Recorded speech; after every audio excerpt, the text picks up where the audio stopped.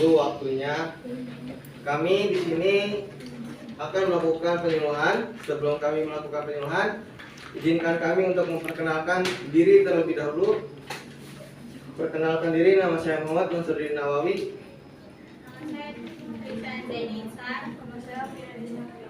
Nama saya Norasia. Nama saya Baik, kami di sini melakukan penyuluhan tentang penyakit tifoid. Sebelum kami melakukan penyuluhan, apakah ada yang tahu tentang penyakit tifoid di sini? Enggak. Ya.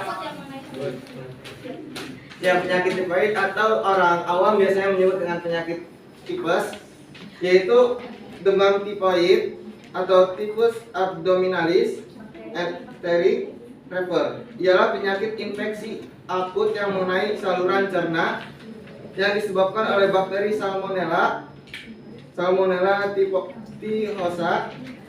Demam ini akan sangat berbahaya jika tidak segera ditangani secara baik dan benar, bahkan menyebabkan kematian. Demam tifoid adalah infeksi sistematik yang disebabkan oleh Salmonella typhi, biasanya melalui konsumsi makanan atau air yang terkontaminasi. Titik penyakit akut diambil oleh demam berkepanjangan, sakit kepala, mual, kehilangan nafsu makan, dan sembelit atau kadang-kadang diare. Demam tifoid adalah infeksi sistematik yang disebabkan oleh Salmonella typhi, Paratyphi A, Paratyphi B, Paratyphi C pada saluran pencernaan.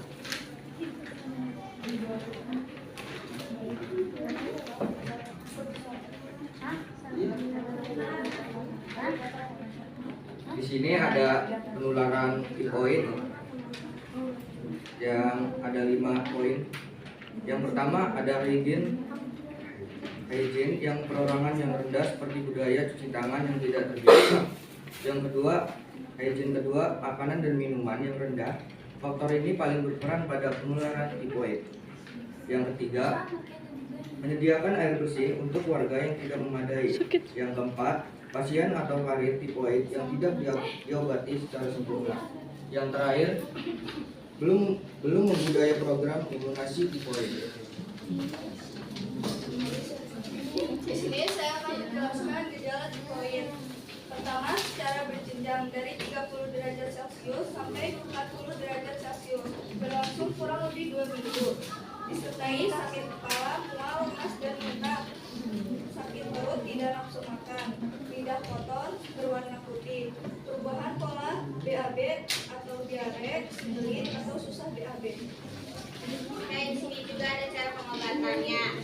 Satunya adalah sirap baring untuk mencegah komplikasi dan mempercepat penyembuhan. 2. Sirap baring selama minimal 7 hari, bebas demam atau kurang lebih 14 hari. Lakukan mobilisasi secara bertahap dengan pemulihan kekuatan pasien. Tingkatkan hygiene perseorang, keberhasilan tempat tidur dan pakaian yang dipakai oleh pasien. Ubah posisi minimal setiap 2 jam untuk mengurangi resiko desofitus, defeksi, dan buang air kecil. Perlu diperhatikan karena terkadang obstipasi dan retensi urin. Diet makanan yang mengandung cukup cairan dan tinggi protein serta rendah serat.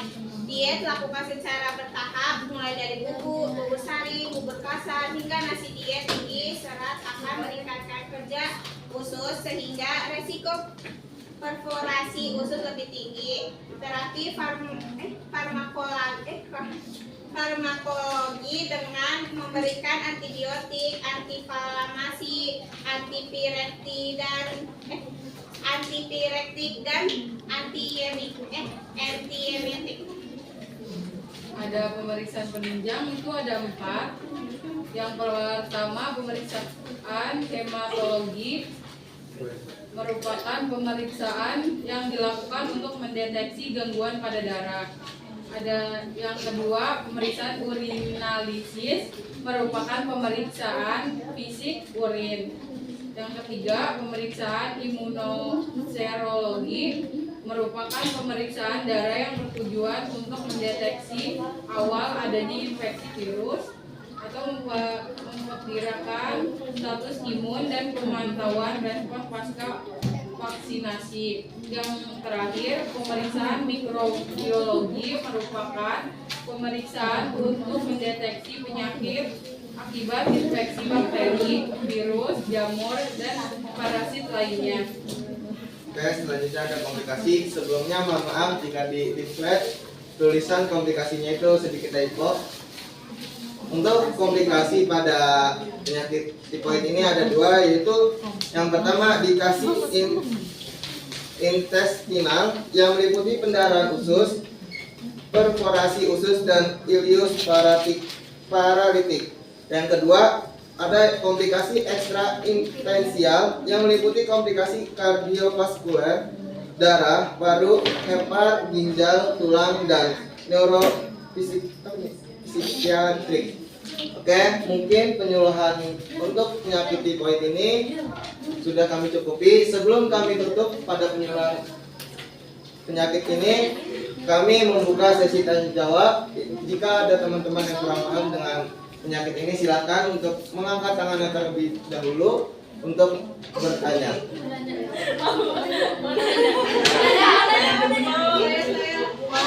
Dapat makanan ya? Dapat apa? Dapat riwayat ya? Benar ya?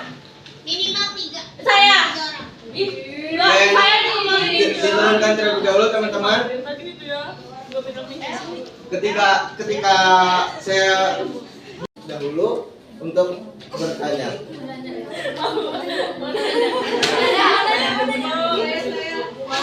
Dapat makanan ya? Dapat apa? Dapat riwayat ya? Benar ya? Minimal 3. Saya. Orang. Saya nih. Diturunkan terlebih dahulu teman-teman. Ketika saya bilang ketiga, baru teman-teman angkat tangannya secepat mungkin ya. Karena banyak teman-teman yang bertanya dan maksimal bertanya itu pada sesi kali ini hanya 3 saja. Oleh karena itu kita melakukan siapa cepat yang datang. Oke, saya itu sampai 3. Jika teman-teman ingin bertanya, silakan teman-teman angkat tangannya.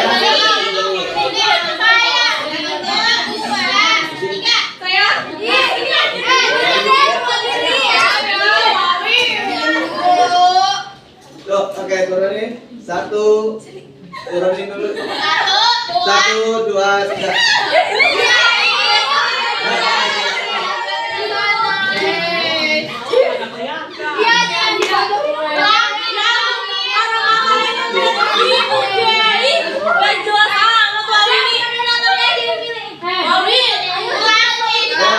Hitung ya, 1, 2, 3. Ulangi. Ya udah dipilih. Ya udah kakak sebelah sana yang di belakang. Kakak yang sebelah sini. Kakak Marise, kakak mandang fisik.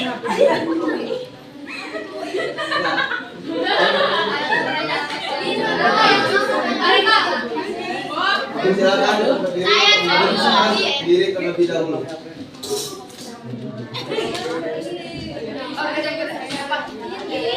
Jangan curang. Ini bertanya, Oke, diwakili. Ayo, Wawi. Ya, silakan. Ini kan kalau Ya, Kak, berdiri, Kak. berdiri kan. Nah, Ini kan kalau demam, kejang-kejang itu tipoid. demam terus kejang-kejang itu tipe atau bukan? Iya. Oke. Kenapa ginjal bisa jadi komplikasi tipoid? Dapat komplikasi tipoid. Saya melakukan Pertanyaan kami tampung dulu ya. Iya. satu lagi.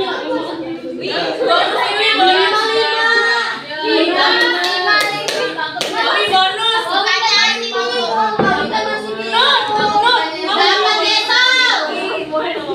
enggak. Mana sih Dora?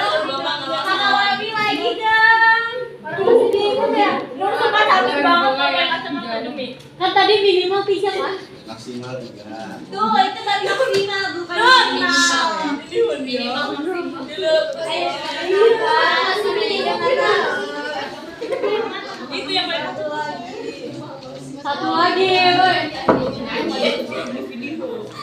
Aroni satu lagi ya. Iya. Ini dari ibu. Udah punya itu Apa sih? Wifi nyampe. Dibuka jendelanya.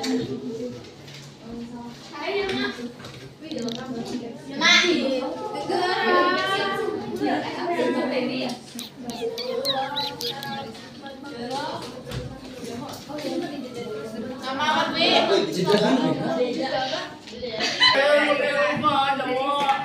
Baik, saya akan menjawab pertanyaan dari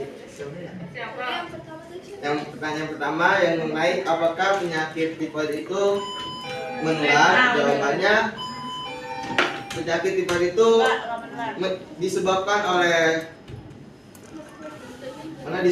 oleh infeksi salmonella dan dari makanan atau air yang terkontaminasi. Jadi jika makanan dan air atau air tersebut terkontaminasi terus dimakan atau diminum oleh banyak orang, kemungkinan besar bisa menular. Seperti itu. Sudah terjawab? Oke.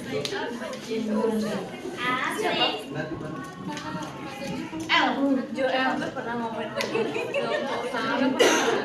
Hilma udah Hilma. Dia pernah kan Jo? Gak pernah kan?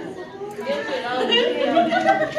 Goblok, gak pernah kan Jo? Gak pernah kan? Kapan? Nomor 2, kejang-kejang bisa termasuk penyakit tifoid? Enggak ya, karena kalau tifoid itu gak kejang-kejang, kayaknya step. Iya, itu step. Tapi step tuh bahasa Indonesia. Step.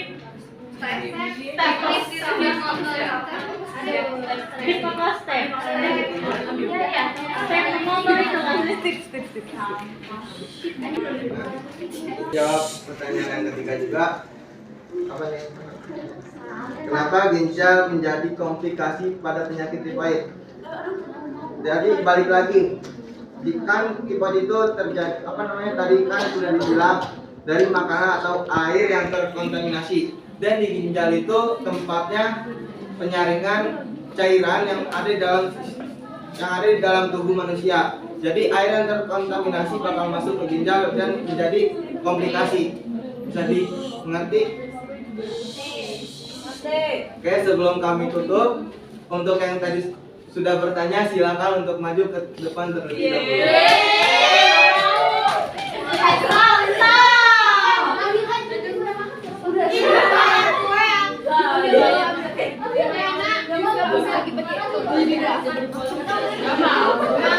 Baik, penyuluhan pada sore ini kami cukupi. Kurang lebihnya kami mohon maaf telah mengganggu waktu teman-teman semua. Iya benar. Bila taufiq wal hidayah, wassalamualaikum warahmatullahi wabarakatuh. Waalaikumsalam.